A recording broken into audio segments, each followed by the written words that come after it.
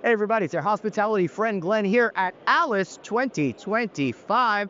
I'm with Tiffany Cooper of Mandarin Oriental. Let me tell you in just a sec, but first, I want to thank our sponsors, Unifocus. Unifocus, technology that delivers. Please check them out at unifocus.com. First of all, congratulations! Thank you so You're new to this job.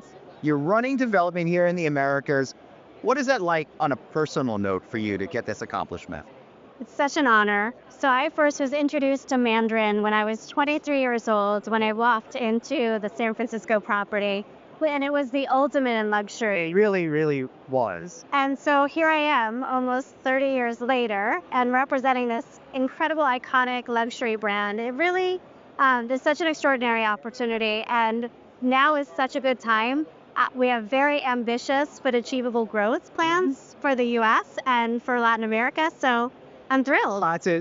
That's freaking awesome. So my first Mandarin was the New York property off Columbus Circle, right? Like I knew San Francisco, but since I'm a New Yorker, when that opened, that really signaled the arrival to me of Mandarin in North America, right? And I know San Francisco's that, but you know, that sort of a thing. So it's exciting to have seen that brand. It was one of those brands, I was much younger when it came. It's like I wanted to aspire to be able to one day be able to stay there, right? I absolutely. I felt the same way. And New York is, you're right across from the park. You don't get a better address. And I really do think that there's this stickiness to the brand where people have had these experiences of walking into New York or going into San Francisco or, now being in, Zurich or London, and it just stays. There's something something very soulful about this brand, and people remember it. So tell me what your plan is for luxury hotels in the Americas region, because they're expensive. So your job is a lot harder than trying to sell XYZ select service hotel. In some ways, yes. In some ways, no. I mean, I think what I'm excited about is there's a really long runway for Mandarin specific to the Americas. Lots of different luxury markets we can look at now where you can achieve a great premium and people want that experience. So lots of market availability. And we also have the benefit of a luxury branded residential product that helps to subsidize project costs, right? So, and some of those you could do standalone. I mean, there's been like a 20% year-over-year growth in the standalone branded residential luxury product line across the globe.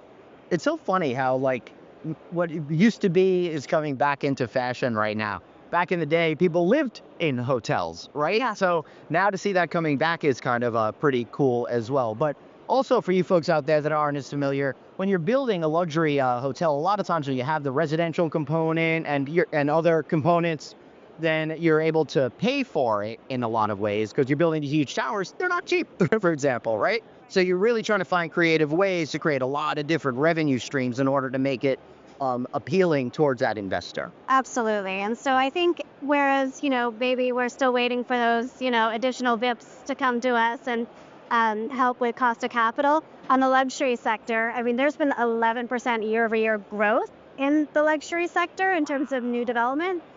So it's actually a really good time. Yep.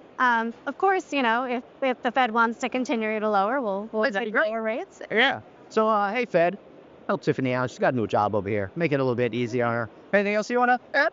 No, thank you. I love your podcast. I think you do a really great job, and it's so fun. We have another Alice. I think this is my 20th Alice. Yeah, that's something like that too. Yeah, so it's just great to be in LA, and it's a big family, and I am optimistic for the year ahead. Good, and I'm optimistic for the year ahead, and optimistic about how this podcast turned out. So for Tiffany and myself, Glenn, thanks for watching, and don't forget to check out our friends at Unifocus, unifocus.com. Share, like, do all sorts of things with this video. See you later. Bye.